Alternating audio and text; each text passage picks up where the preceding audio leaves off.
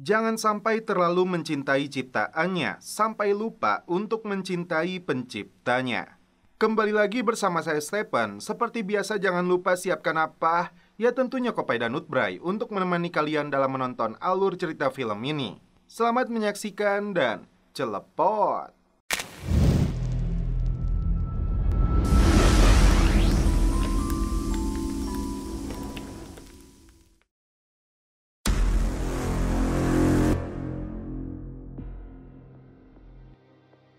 Film dibuka dengan ditampilkannya aktris utama dalam film ini yang bernama Antonia Scott yang sedang duduk di atas jendela apartemennya. Di waktu yang sama, datanglah seorang detektif polisi gembrot yang bernama John. Karena apartemen yang akan dia tuju berada di lantai paling atas, John harus bersabar menaiki ratusan anak tangga. Sepertinya Antonia berniat terjun, namun dia batalkan. Di tengah perjalanan, John duduk sebentar untuk menarik nafas. Alhasil, dia mendapat ejekan dari gadis kecil. Gagal melompat, Antonia berniat untuk gantung diri. Bahkan, hendak menusuk dirinya dengan pedang sampai menembak kepalanya. Tapi ternyata, semua itu hanya muncul dalam pikirannya belaka dengan alasan yang belum terungkap. Entah karena putus cinta ataukah kelilit hutang Bang Emok. John membujuk Antonia untuk ikut dengannya ke kantor. Dile a mentor que no. Namun, dia menolak. Sebelum memutuskan ikut atau tidak, Antonia memberi pertanyaan kepada John. Seandainya dia seorang kapten kapal minyak dengan 25 awak hendak bertabrakan dengan kapal lain, apakah dia akan mengkaramkan kapalnya? Menurutnya, melompat ke air dan menyelamatkan sebanyak mungkin orang pilihan terbaik. Antonia menilai itu keputusan bodoh karena dia akan tenggelam. Tiba-tiba, Antonia sudah berada di bawah karena apartemen ini dilengkapi oleh lift. John menceritakan kisah 2 hari sebelumnya saat bertemu wanita kupu-kupu malam bernama Desi yang memar di wajahnya karena dipukul seorang pria. Mengaku sebagai polisi, John mengantar Desi pulang ke rumahnya dan berjanji akan menangkap pelakunya.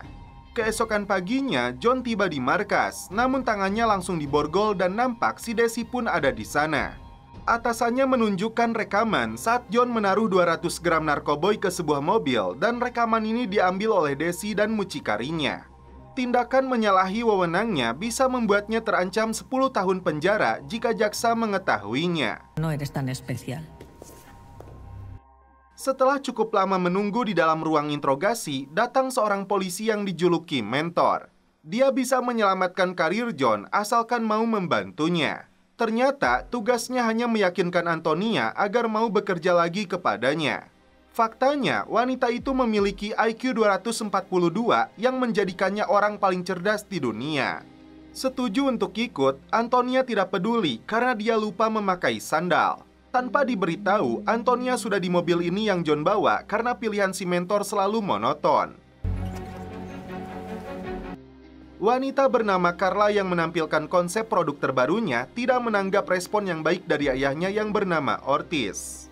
Karena faktanya, pabrik mereka akan tutup. John langsung mengantar Antonia menuju rumah CEO bank bernama Laura yang berada di dalam komplek elit untuk menjalankan tugasnya. Rupanya, si Mentor sudah menunggu di rumah ini, termasuk beberapa polisi yang sedang melakukan olah TKP. Namun Antonia tampak terdiam di mobil seperti diserang sosok hantu yang membuatnya ketakutan. Mentor segera memberinya obat penenang. Ternyata Mentor sudah paham dengan sisi lain Antonia yang selalu kambuh dengan hantu imajinernya. Tapi bekas luka di dadanya ini, menurut Antonia, bukti nyata sosok itu bukan halusinasi belaka. Ternyata di dalam ruangan ini ada korban yang terpotong setengah kepalanya. Dan organ dalam kepalanya ada di dalam mangkok yang sudah dicelupkan ke dalam nitrogen cair. Dokter Aguado dari forensik pun hadir. Korban diketahui bernama Alvaro, putranya Laura. Dan inilah bakat yang dimiliki Antonia dalam mengungkap sebuah kasus kematian. Karena tidak ada tanda kekerasan ataupun luka perlawanan di lengannya, maka dari itu bisa ditarik kesimpulan korban mengalami shock hipovolemia atau mati kehabisan darah. Shock hipovolémico. Di dalam bibirnya ditemukan kandungan minyak zaitun 99%. tapi Antonia menyebutnya minyak sakramental. Kembali ke Carla yang sedang video call dengan anaknya. Setelah melihat laporan otopsi, Antonia minta dicek kembali menggunakan rumus tabun. De acuerdo. Ketika melihat Koman, Antonia menyebut Mangata, lalu dia pun pergi. Carla berteriak histeris ketika supir pribadinya digorok tepat di depannya. Pelaku kemudian membunuh kuda miliknya. Carla pun melawan lalu kabur dari sana. Sementara itu, Carla kembali ke rumahnya untuk mengenakan gaun merah. Setelah itu, dia lanjut pergi ke rumah sakit. Dia memeluk pria yang terbaring tidak sadarkan diri. Antonia buka laptopnya untuk melihat file khusus tahanan. Carla terus berlari menghindari pembunuh yang terus memburunya. Namun, mereka berhasil menangkapnya lagi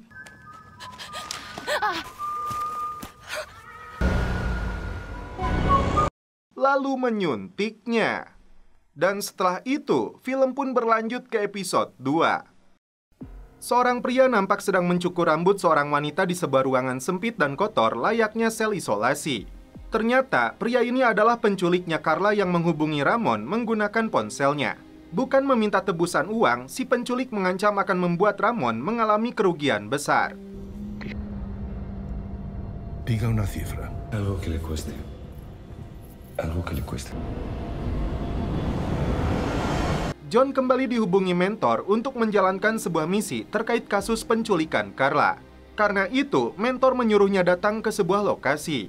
Sebagai anak yang berbakti, John tidak lupa sarapan telur ceplok bikinan emaknya sekaligus minta doa agar tugasnya berjalan dengan baik. Ternyata, pria yang terbaring koma di rumah sakit ini adalah suaminya. Video call dengan neneknya, Antonia diminta tidak menyalahkan dirinya sendiri. Karena buktinya banyak nyawa yang terselamatkan gara-gara kelebihannya. Di dalam sel ini, Carla mendapat siksaan secara fisik dan mental.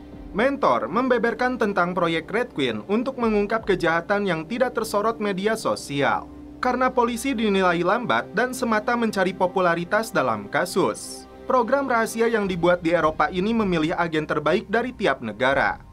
Salah satunya Antonia, namun dia berhenti karena masalah pribadi.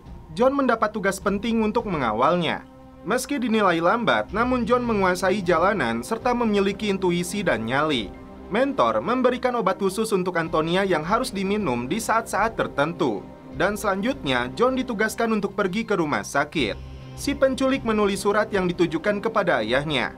Ada trauma mendalam yang membuat dia direndahkan oleh ayahnya sendiri. Apa yang dia lakukan ini seakan untuk membuktikan dirinya sudah kuat. Karena Carla terus berteriak minta air minum, penjahat ini malah memukuli pintunya yang membuat mental dan psikologis Carla makin terguncang.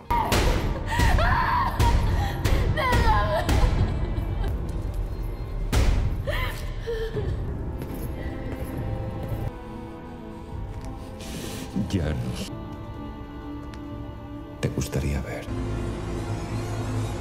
Tiba di rumah sakit, John bertanya kepada perawat. Disinilah dia tahu bahwa pasien yang sedang dikunjungi Antonia adalah suaminya yang terbaring koma. Datang menemui Antonia, wanita dengan IQ di atas 200 ini sudah tahu ada kasus lain karena kasus pembunuhan kemarin barulah paragraf pembuka. Faktanya, Carla yang diculik ini sama-sama anak sulung dari seorang sultan.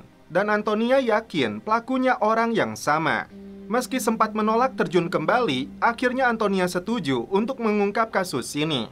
Sebelum menemui ayah Carla, mentor memberitahu mereka adanya unit khusus penculikan yang sedang menangani juga kasus ini. Por su cuenta.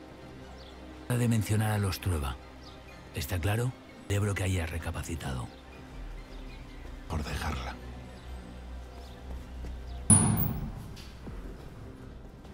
Las primeras horas son cruciales. Cualquier detalle por el...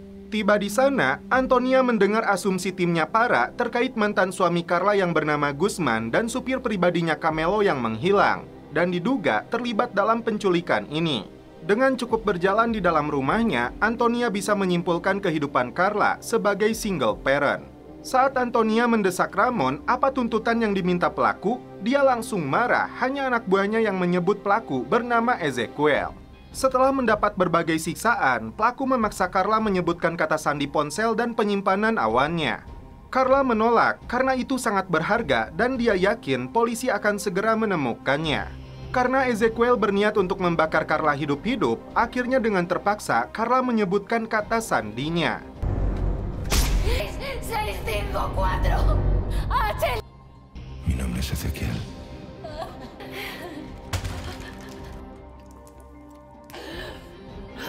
Antonia lebih dulu menyelidiki mantan suami Carla melalui medsos dan jejak digitalnya. Disinilah Antonia kembali menunjukkan bakatnya dalam memahami karakter seseorang. Carla disebutnya punya kepribadian narsistik, tetapi cenderung tidak percaya diri. Berlindung dalam kenangan palsu karena masa kecilnya yang tidak bahagia. Meski menyayangi putranya, Carla merasa bersalah karena jarang menemaninya. Akibatnya, Carla rutin mengonsumsi obat penenang karena kesulitan juga membebaskan diri dari bayang-bayang ayahnya.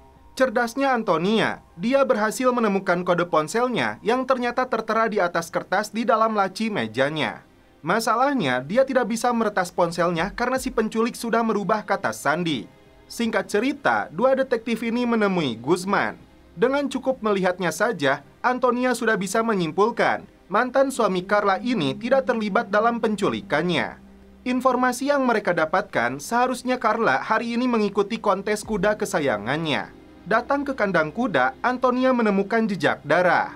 Layaknya sebuah drone yang dilengkapi sensor khusus, mata Antonia terbang untuk mendeteksi ke arah mana Carla diseret. Mereka kembali bergerak menuju hutan yang dipenuhi burung dan serangga.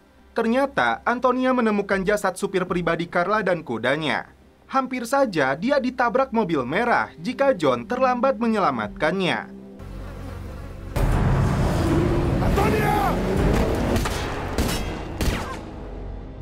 Antonia mengambil alih kemudi untuk mengejar pelaku.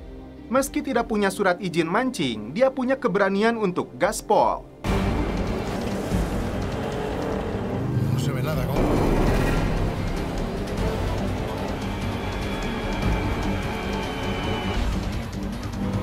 De ganar sus coches más rápido.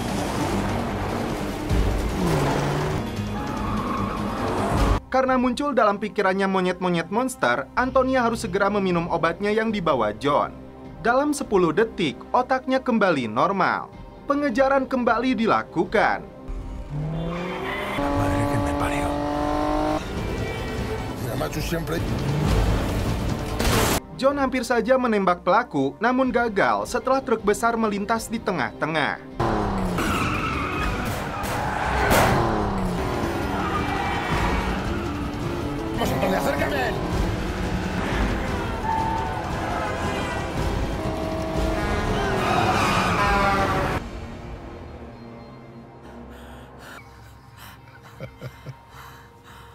Karena aksi yang mereka lakukan, detektif Para marah besar kepada Antonia dan John, memaksa mentor mengeluarkan mereka dari kasus ini. Bentuk siksaan fisik dan psikologis kembali dialami oleh Carla. Dari hasil analisa tim forensik, terekam tangan pelaku dengan tanda tato di tangannya. Hemos hecho más con mucho menos. Tak sendirian, ternyata di dalam sel lain, Carla mendengar suara perempuan yang mengaku bernama Sandra. Kisah Antonia saat direkrut menjadi detektif khusus terungkap di sini. Dia mendapat gambaran serta pertanyaan dari tim penguji. Seandainya Antonia seorang kapten kapal yang tiba-tiba terbangun di tengah malam karena kapalnya akan bertabrakan dengan kapal tanker, namun di sisi lain dia membawa 25 awak yang sudah sebulan penuh berlayar dengannya. Langkah apa yang akan dia lakukan? Karena IQ di atas 200, Antonia balik bertanya di mana lokasi anjungannya. Mentor yang mengawasi ujian ini memberikan titik koordinatnya berikut tanggal kejadiannya. Antonia hanya tersenyum lalu menjawab akan kembali tidur. Alasannya karena titik koordinat itu berada di Arktika dan pada bulan Januari laut membeku, dengan begitu kapal tanker akan bergerak lamban. Disinilah awal mula mentor menyukai Antonia dengan kecerdasannya.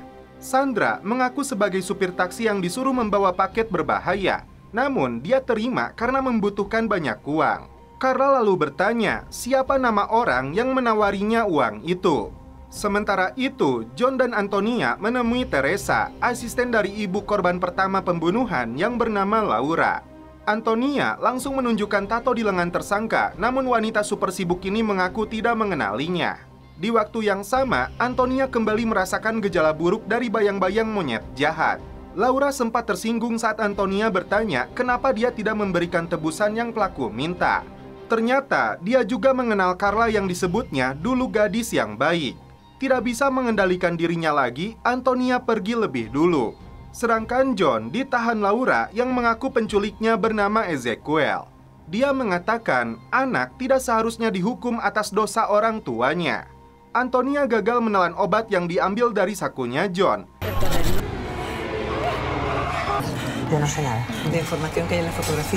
Karena monyet-monyet itu seakan hendak menerkamnya.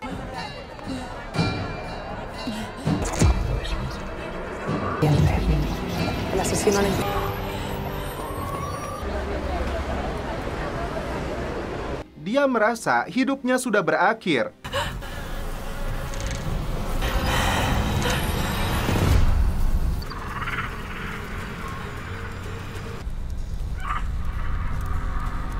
Lalu John menemukan dia sudah tidak sadarkan diri. John pun memberinya pil itu dan tak berselang lama Antonia pun pulih. Kini dia bisa kembali santuy menikmati bajigur lengkap dengan hui boletnya. Antonia yakin Teresa tahu banyak karena pupil matanya membesar. Film kembali mundur saat Antonia menjalani sejumlah tes dan ujian kecerdasan yang diawasi langsung oleh si mentor. Meski belum tidur selama 73 jam 11 menit, Antonia terus dipaksa untuk berlatih menyebutkan ribuan angka. 59, 1567, 1500... 1583, 1500... ¿Qué te pasa hoy, Scott? Que llevo 73 horas ya. Merasa belum puas, mentor meminta si profesor memberinya stimulan agar Antonia jauh lebih cerdas lagi. Tidak peduli meski akan ada efek samping yang akan dialami Antonia. Ramon menjanjikan dukungan untuk Para dan unitnya asalkan putrinya berhasil ditemukan. Kini duo detektif khusus ini membuntuti Teresa, namun aksi mereka kepergok. Belum puas dengan aksi jahatnya, Ezekiel kembali datang untuk melukai Sandra. Carla pun hanya bisa menangis histeris saat mendengarnya. Teringat dengan ucapan Laura, John bertanya tentang anak dan dosa orang tuanya. Menurut pendeta ini, dosa bukan seperti warisan yang diturunkan dari orang tua ke anak. Tidak puas dengan jawabannya, John justru kagum setelah emaknya yang rajin ikut pengajian mengatakan, Tuhan akan mengampuni sebesar dan sekecil apapun dosa manusia, tapi kenapa kita tidak bisa memaafkan? Di sini, si John auto login. Malam itu juga, John menemui Antonia membahas hal ini. Antonia pun kini paham, Laura dan Ramon dibuat ketakutan oleh Ezekiel atas dosa-dosa mereka yang bisa terungkap jauh lebih takut dari kematian anak-anaknya. Kesimpulannya, Ezekiel menuntut mereka mengakui kesalahan di hadapan publik. Yang masih menjadi misteri kejahatan apa yang sudah mereka lakukan. Meski dianggap bodoh dan aneh, Antonia kini mengakui John pun punya kelebihan. Mentor mewanti-wanti dua anak buahnya ini untuk menjauhi Teresa karena dia merasa tidak bersalah dan langsung menghubunginya. Kala itu, mentor memberi suntikan stimulan kepada Antonia untuk mendongkrak kecerdasannya agar jauh melampaui batas. Untuk sementara waktu, ambisi mentor tertunaikan. Tapi sejak saat itulah muncul efek samping yang disebutkan si Prof. Bayang-bayang monyet jahat muncul dalam pikiran Antonia. Sementara John mengalihkan perhatian dua pengawalnya Ramon, Antonia menyusup melalui restoran lalu naik ke lantai atas untuk langsung menemui Ramon yang didesak untuk mengatakan apa sebenarnya tuntutan si Ezekiel. Sementara itu si reporter Lazareta membuntuti aksi yang dilakukan John dan Antonia yang diusir anak buah Ramon dan si Para. Tak terima dihina, John mendaratkan tamparan di wajahnya. Sandra mengaku telah diperkaos si Ezekiel karena dia orang miskin yang dianggapnya tidak penting berbeda dengan Carla. Pulang menggunakan taksi, ternyata supirnya adalah Ezekiel. Antonia disuntik saat mencoba kabur. ¿Piensas matarme? Cara a cara.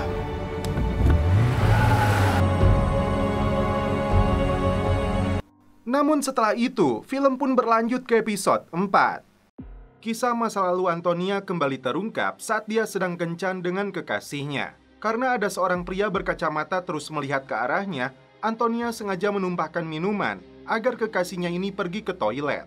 Dia mengaku datang untuk memberi peringatan kepada Antonia dan organisasinya. Dijuluki Tuan White, orang yang fotonya diperlihatkan kepada Antonia adalah orang yang paling cerdas di dunia. Datang untuk memburu Antonia dan orang-orang yang dekat dengannya. Pria ini pun menghilang setelah menyebut dirinya Algojo. Dan kini, setelah diculik si Ezekiel, Antonia yang telah siuman berada di sebuah ruangan yang dipenuhi kotak kubus dengan berbagai teka-tekinya. Dia heran kenapa Ezekiel tidak menyakiti atau membunuhnya. Antonia segera mengirim lokasinya kepada John agar datang menjemputnya. Seluruh foto yang ada di ruangan ini ternyata berhubungan dengan kasus penculikan Carla dan korban-korban lainnya.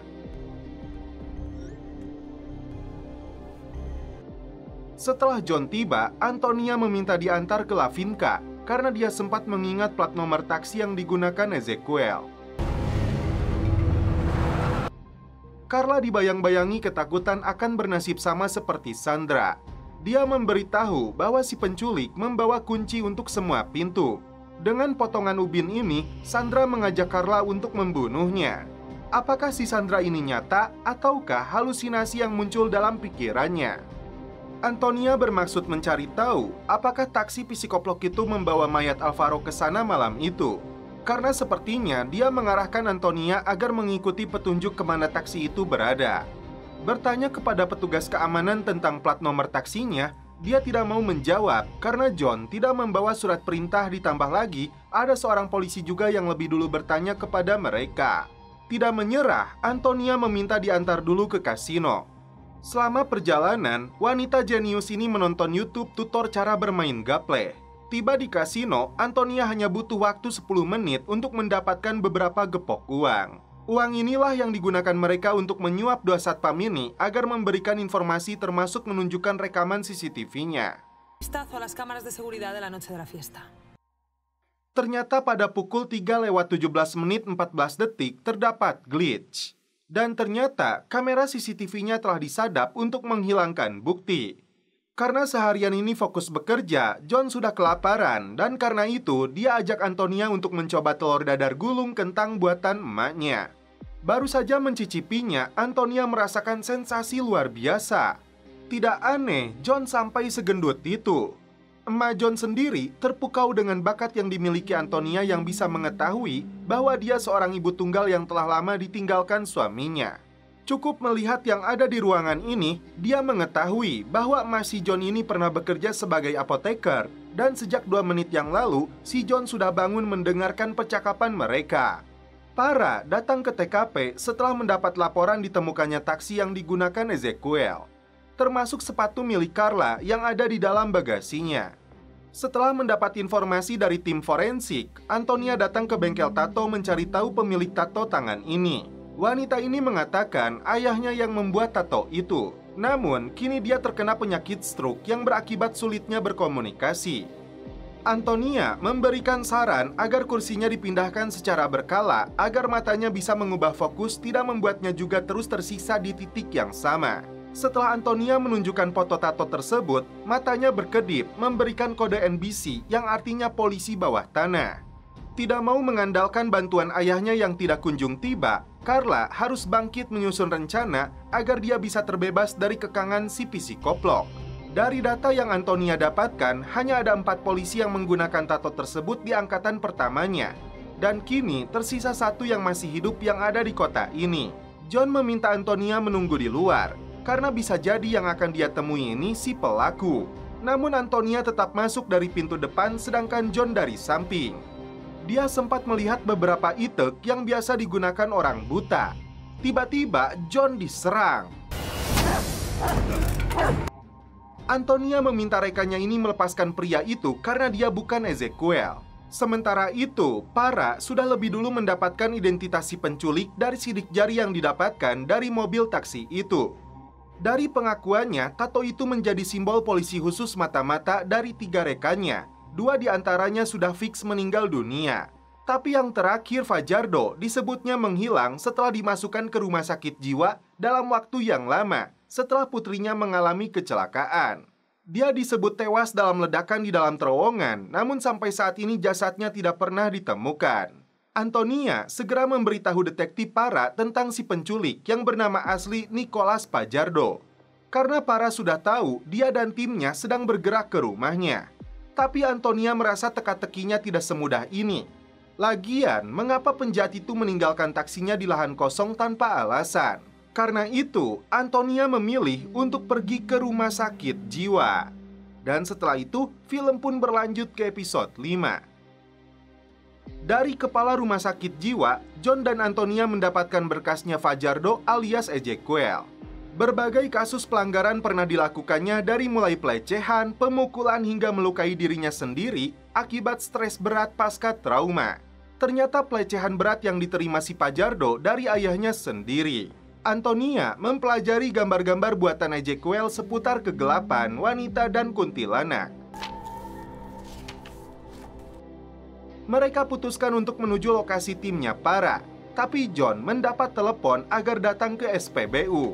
Tak tanggung-tanggung, detektif ini mengerahkan tim pasukan khusus ke lokasi. Sebelum melihat dengan jelas supir taksinya, Antonia sudah lebih dulu mengajak John pergi ke lokasi penggerebekan. Tampak tim pasukan khusus sudah bersiap untuk masuk ke dalam lokasi target tempat Carla disekap. Para yang sombong tidak mau mengangkat telepon saat John menghubunginya. Padahal Antonia ingin memberi peringatan karena psikoplok itu akan menjebak tim pasukan khusus. Kedatangan mereka diawasi oleh Fajardo dari CCTV. Ternyata Antonia sudah tahu mobil taksi itu sengaja berhenti di pom solar karena di sana ada kamera CCTV. Carla sempat berteriak karena mendengar polisi memanggilnya. Penyisiran dilakukan tim pasukan khusus di dalam rumah ini, namun tidak ada siapapun yang mereka temukan. Ternyata Fajardo sudah memalsukan kematiannya agar bebas beraksi. Karena putrinya si Fajardo tidak benar-benar mati bunuh diri. Dia adalah Sandra alias Ezequiel yang sama-sama menjadi dalang penculikan Carla. Ketika menemukan boneka perempuan, tiba-tiba ini yang terjadi. Saat Para hendak menyelamatkan anak buahnya, ledakan kedua pun terjadi.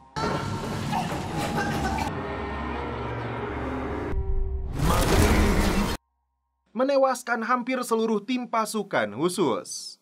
Para sendiri terluka parah dan hampir mati jika John tidak menyelamatkannya. Carla pun terkejut setelah mengetahui Sandra adalah Ezequiel. Setelah peristiwa itu, John mengantar Antonia pulang. Dari laptopnya, dia menemukan file tentang Tuan White. John tidak mau ada yang ditutup-tutupi lagi karena mereka harus saling mempercayai. Akhirnya, John diajak untuk melihat putranya Antonia. Antonia menjelaskan sosok Tuan White lebih cerdas darinya, namun digunakan untuk kejahatan. Masalahnya, mentor tidak percaya dia itu ada. Tiba-tiba, mereka melihat tayangan saat John menampar Para yang dipublikasikan oleh si reporter. Namun John pun hancur. Mentor memblokir nomor Antonia. Dia datang ke markas yang berada di dalam gedung yang terbengkalai. Antonia meminta kesempatan kedua untuk menyelamatkan Carla. Tapi si mentor tetap menolaknya karena Antonia kini bukan Red Queen lagi. Giliran Antonia yang tidak mau berhubungan lagi dengan John. Ezequiel menolak memberitahu ayahnya kemana dia pergi semalam. Bahkan dia kembali pergi setelah seseorang meneleponnya. John mengungkapkan kondisinya saat ini kepada emaknya yang terancam dipecat dari kepolisian buntut dari kasus penamparannya kepada Para. John kembali bangkit untuk membantu Antonia lagi setelah emaknya memberi wejangan. Karena ayahnya terus bertanya kemana dia akan pergi, si Sandra dengan tega mencabut kuku di jari tangannya. No puedes. Kembali menginap di rumah sakit, Antonia berharap Marcos kembali sadar. Dan kini si Para terbaring di rumah sakit dengan luka di sekujur tubuhnya. John datang menjenguknya. Para menyesal seharusnya dia angkat teleponnya saat itu. Di sini, Para memberitahu peta bawah tanah Madrid yang dia lihat sebelum ledakan. Meski dia tidak ingat lokasi yang ditandai, Para meminta John menemukan bajingan itu. Ternyata si Sandra beraksi di sekolah menghabisi para guru sampai dia menemukan seorang bocil. Dan setelah itu, film pun berlanjut ke episode 6. Ternyata anak yang diculik Sandra itu adalah George, putranya Antonia, cucu dari duta besar Inggris. Tidak terima dituduh ayahnya sendiri, Antonia kabur sebelum ditangkap, agar dia bisa menyelamatkan anaknya.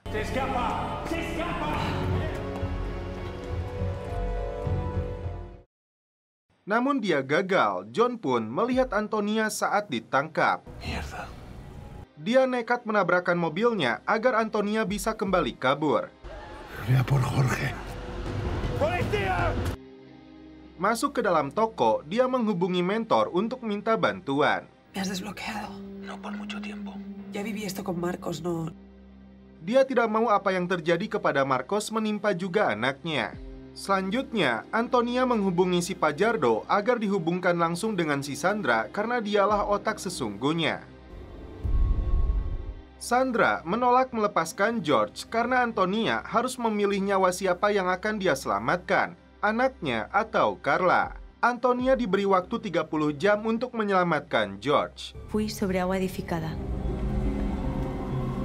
Tú lo repites siempre. Aku dibangun di atas air, dindingku terbuat dari api. Itulah kalimat petunjuk yang diberikan kepada pemilik IQ di atas 200 ini untuk memecahkan teka-tekinya. Pajardo sempat meluapkan emosinya karena dia tidak mau menyakiti anak-anak. Karena Para dan timnya telah gagal, Ramon terdesak untuk mengabulkan tuntutan pelaku. ¿Dónde está Antonia? John didesak oleh Peter untuk mengatakan di mana Antonia. Dia hanya peduli kepada cucunya, namun tidak mengenal dengan baik putrinya itu. Ayúdame. Inilah yang John sesalkan, dan karena itu dia tidak mau menanggapinya. ¿Sabe Dios dónde está? Peter. Carla bertanya kepada George apa saja yang dia lihat di ruangan tersebut. Dan semuanya itu alat rias termasuk wignya si Sandra. Y era mi favorito. Yo no puedo porque aquí no hay luz. Empieza. Wanita psikoplok ini kembali pergi tanpa ayahnya ketahui rencana jahat apa lagi yang akan dia lakukan. Nunca me habían pegado. Sementara itu, Antonia kembali ke bengkel tato untuk minta bantuan menjahit luka di kepalanya. Setelah Carla mengetahui Sandra memanggil Pajardo ayah, dia pun menjalankan rencana dengan bantuan George. ¿A quién estás llamando? ¡Di a quién! Karena George terus berteriak, Fajardo datang lagi ke selnya Carla yang berusaha mempengaruhinya agar membebaskan anak itu. Yo sé que eres buena persona. Namun, dia berbalik marah dan menolaknya. Terungkap kisah Marcos yang ditembak sosok bertopeng monyet saat Antonia sedang berkumpul dengan suaminya itu dan anaknya. Antonia terus mengejarnya hingga ke terowongan, lalu melihat Sandra di sana. Tapi saat mengejarnya, Antonia terjebak pasir isap. Ibunya muncul untuk membangkitkan putrinya ini agar tetap teguh. Te avisan.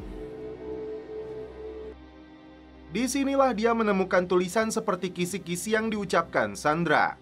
Aku dibangun di atas air, dindingku terbuat dari api.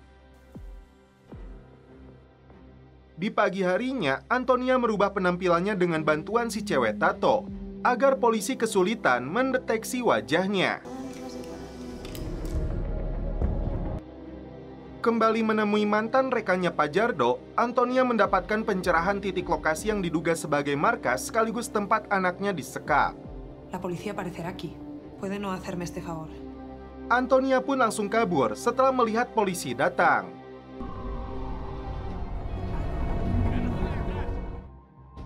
Ternyata kala itu, Sandra yang datang ke rumah sakit jiwa untuk membawa ayahnya. No estoy muerta. Kali ini Antonia mengajak si emak untuk membantunya menyelamatkan John. ¿Para qué? Para rescatar a John. Pajardo memberikan salep untuk luka di kakinya Carla. tapi dia juga akan memajukan waktu kematiannya. Dan setelah itu, film pun berlanjut ke episode terakhir. No, señora. Emak John sengaja meramu obat khusus agar John dibawa ke UGD, bagian dari rencana Antonia untuk membebaskannya. Joder, que me voy con Cristo. Saat melihat tayangan pria yang sedang dipancung, Antonia langsung menghubungi Laura bahwa dia tahu rahasianya. Hoy no abrimos. Si cewek tato segera menyuruh Antonia kabur karena polisi datang ke tokonya. ¿Y esa cerradura que me la paga? Nunca. Tepat di bawah lorong kereta api, Pajardo memasang jebakan. Dia menceritakan tentang kakeknya George yang jenius saat perang Teluk dalam membuat terowongan. Carla kini punya rencana. ¿Por qué? Akhirnya, John bisa kabur dari UGD tanpa sepengetahuan polisi yang menjaganya. Bujur bunengnya pun terlihat dan jadi bahan tertawaan. Emaknya datang untuk menjemputnya. Sementara itu, Laura datang menemui Antonia. Terungkap bahwa Alvaro yang dibunuh Pajardo dan Sandra bukanlah anak Laura, namun anak kandung Teresa yang mirip dengan anaknya Laura. Mendukung tekad Antonia yang akan menyelamatkan anaknya, Laura memberikan pistol milik pengawalnya kepada dia. John dihubungi Antonia untuk kembali beraksi menyelamatkan Carla dan anaknya. Dia masuk ke dalam saluran air bawah tanah.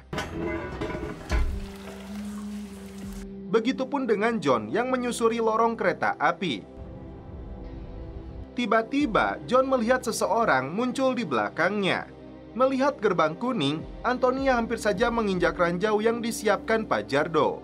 Tidak ada waktu mencari jalan lain, Antonia memilih untuk menjinakkannya. Setelah berhasil, dia kembali melanjutkan perjalanan. Ternyata selama ini, Sandra yang memasang berbagai petunjuk dan teka-tekinya. Faktanya, ada 8 peledak berdaya tinggi yang sudah dipasang di 8 lokasi utama kota Madrid. Jika Antonia tidak memberinya peringatan, giliran John yang akan pindah alam. A estas alturas creo que no hay más. Carla berupaya membuka salah satu ubinnya dengan tangan. Sandra kembali mempermainkan mereka dengan memajang foto-fotonya dia dan Antonia di sepanjang lorong ini. Agar John kehilangan fokus, foto emaknya dipajang juga. Padahal artis dangdut juga bukan. Hampir saja John menyentuh kawat peledaknya. Casi mueres. Akhirnya, Carla mendapatkan potongan ubinnya seperti rencana yang Sandra pura-pura bilang kepadanya. Masalah muncul, penyakit Antonia kembali kambuh, dan sialnya dia kehabisan obat. Hampir saja dia menabrak peledaknya jika John tidak menyuruhnya tenang. Repite su nombre. Antonia. Sandra nampak marah karena Antonia berhasil melewati beberapa jebakannya. Saat Pajardo masuk ke dalam sel, Carla langsung menyerangnya. Meski matanya sudah ditikam, Pajardo kembali bangkit. Lalu datanglah John untuk membantu Carla dan George. Namun si Pajardo berhasil merebut senjata dan menembak John. Sementara itu, Antonia berhadapan dengan Sandra. Pajardo melepaskan George namun tidak dengan Carla. Bukan John namanya jika tidak kembali bangkit. Dan akhirnya, psikoplok itu pun tewas. Ternyata John menggunakan rompi anti peluru. Sandra langsung menangkap George saat berlari ke arahnya. Antonia langsung melepaskan tembakan saat George menunduk. Karena mengetahui senjata itu berisi 17 peluru, Antonia menghitungnya setiap dia melepaskan tembakan. George sendiri kini aman bersama John. Antonia sudah melepaskan timah panasnya sejumlah 15 peluru dan itu artinya tersisa 2 biji lagi. Antonia mengintimidasi Sandra agar bergerak maju untuk memburunya. Vas a morir. Querías que llegara hasta aquí. Dia mulai tidak sadar terjebak dengan rencana jahatnya sendiri. Setelah kakinya menyentuh kawat, inilah yang terjadi. Antonia pun lega karena anaknya selamat. Carla kembali ke kantornya dengan konsep baru. John pun disambut oleh rekan-rekannya. Dan kini Antonia bisa menghabiskan waktu dengan putranya. Dia pun menyambut hangat kedatangan John. Esto sí que es una sorpresa. Dan setelah itu, film pun berakhir. Oke guys, terima kasih yang sudah menonton sampai episode terakhir ini. Salam percelepotan duniawi. Keep enjoy.